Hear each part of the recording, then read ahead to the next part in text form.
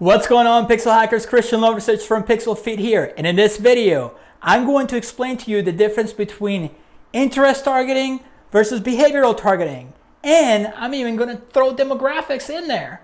But before we get started, make sure to smash the like button, subscribe to the channel, and as a bonus, if you watch all the way to the end, I'm going to show you some tips and tricks of how I mix them all together to get the best results possible for your ads. So let's dive right in.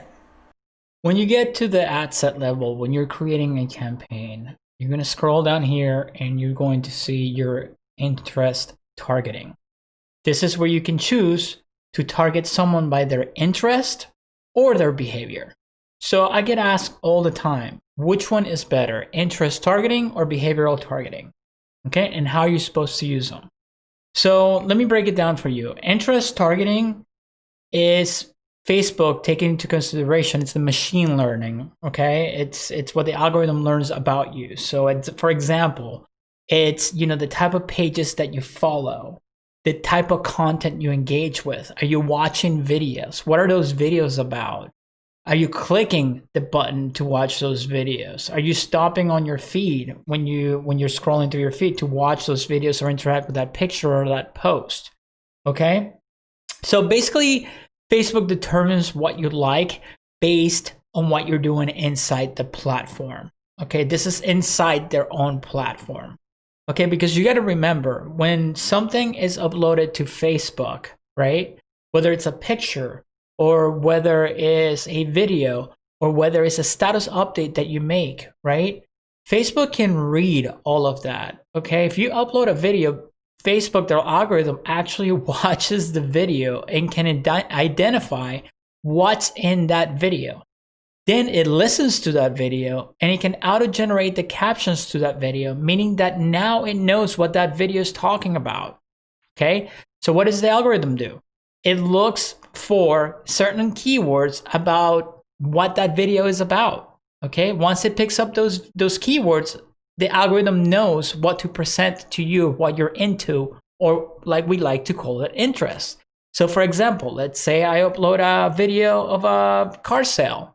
Well, the algorithm is going to figure out that, you're going to show an image of a car inside that video. It's going to listen to what you're talking about a video. So let's say you're pushing a car sale. It's going to say, oh, this is a video about a car sale. And let's say me, Christian's interacting with it. He's into cars. He's looking for a car. That's an interest, okay? That means I'm interested. For example, another thing that Facebook can do, if you upload a picture of your living room, Facebook can identify if there's a TV in the room, if there's a fridge in the room, if there's a carpet, right? If there's an Xbox, there's a PlayStation, right? You can actually go to F8, their developer notes, and you can see the algorithm at work. Okay, that's how powerful the algorithm is. That's how Facebook decides the interest side of things, okay?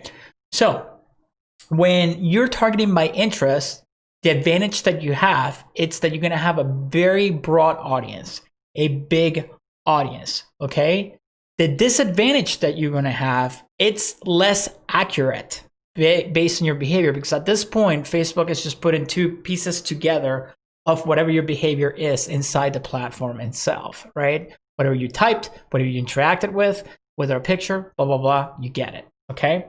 So, good things about it, very broad targeting, lots of options, okay? Cheaper cost when it comes to advertising, but less accurate, okay? Make sure to watch to the end because I'm gonna show you the tricks that I use to combine both, okay?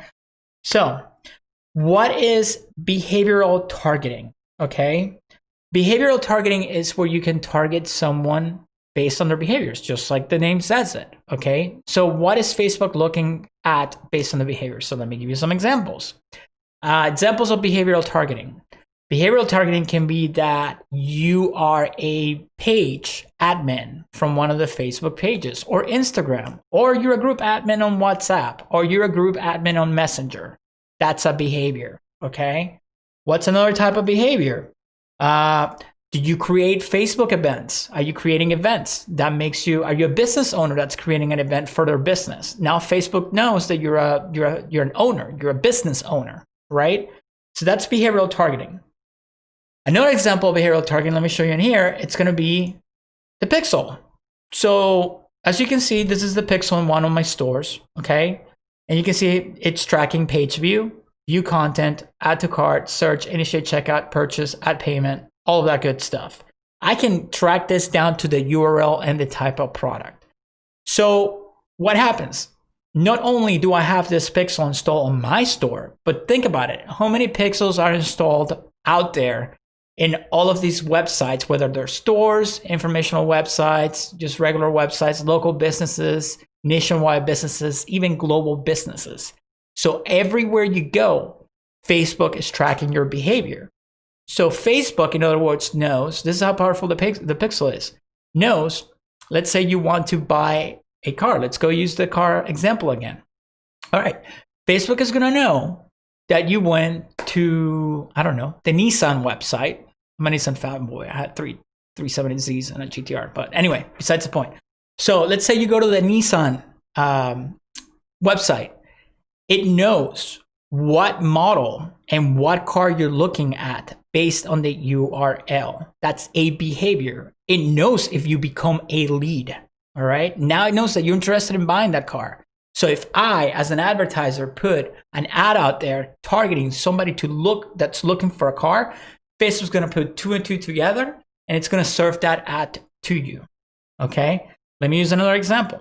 Let's say you own a website, an e-commerce store like this one.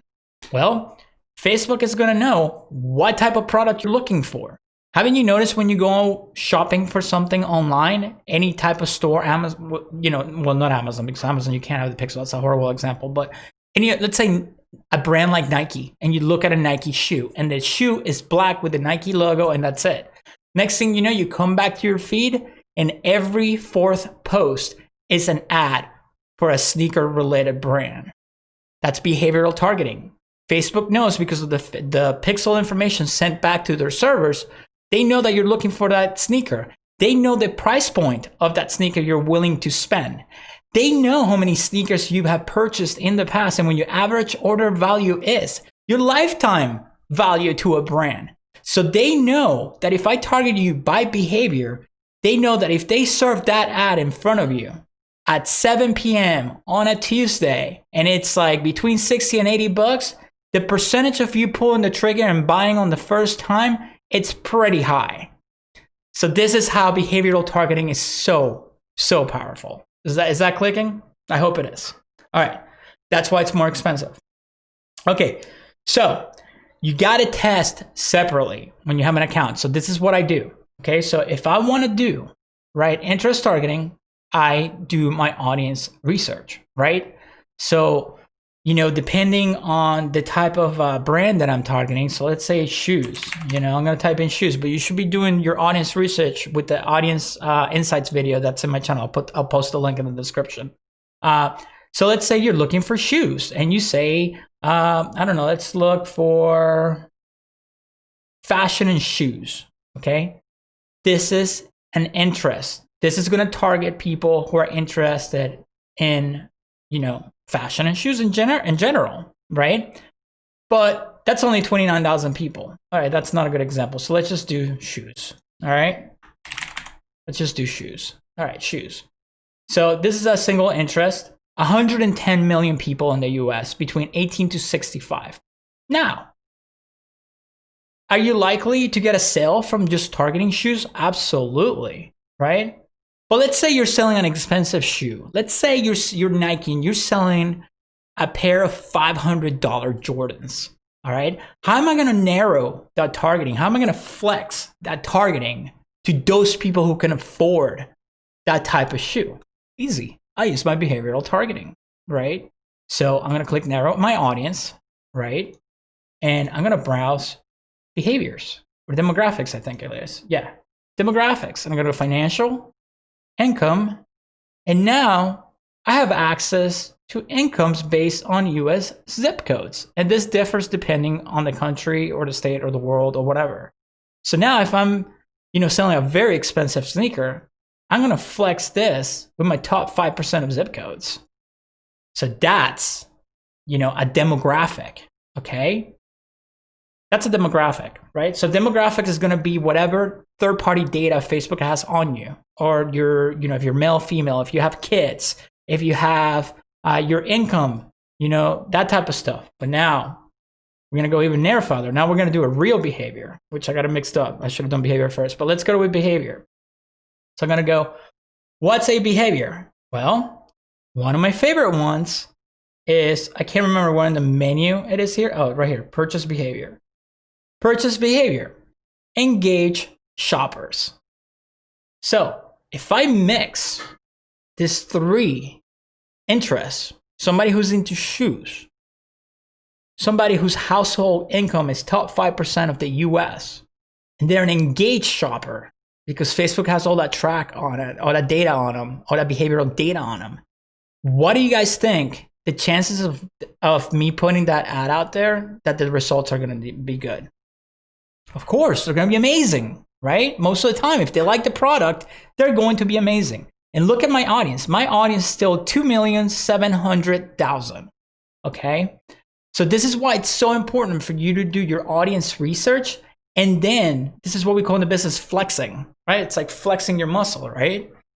Another one of my favorites, this is why you should always watch total all my videos, is, you know, online shopping, I believe it is.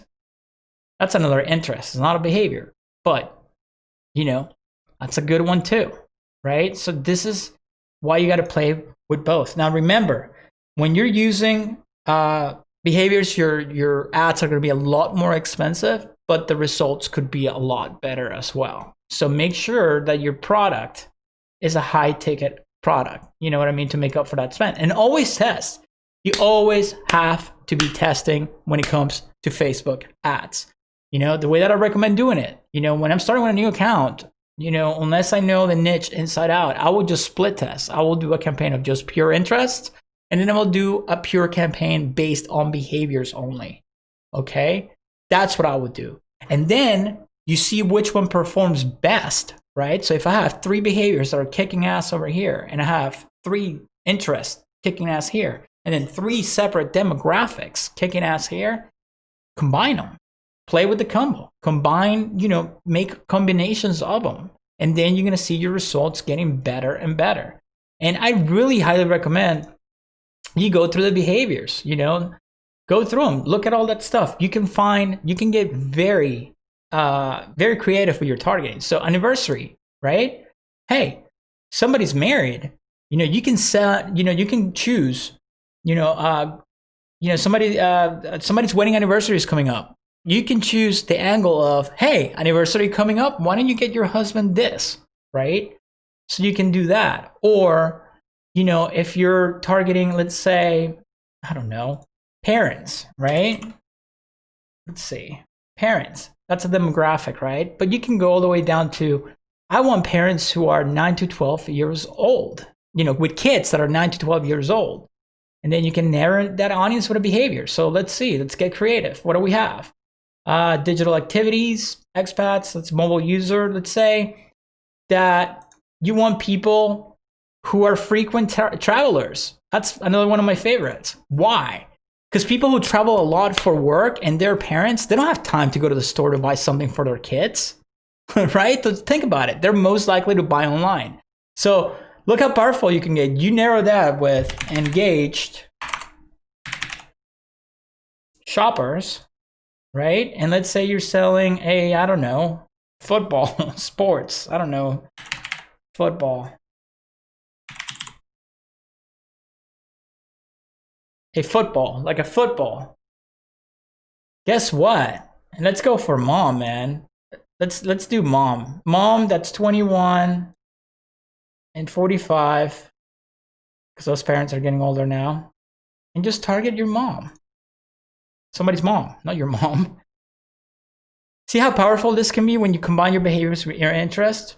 So this is what you always have to test. You have to look through this stuff, right?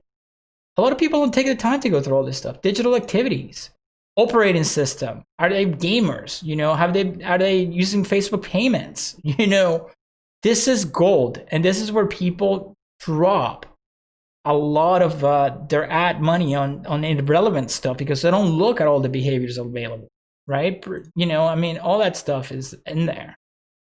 So make sure you go through them. Check them all out. Guys, if you like that video, make sure to check out the links in the description below. Make sure to click one of the videos right above me. Keep watching, keep learning, and I'll see you in the next video.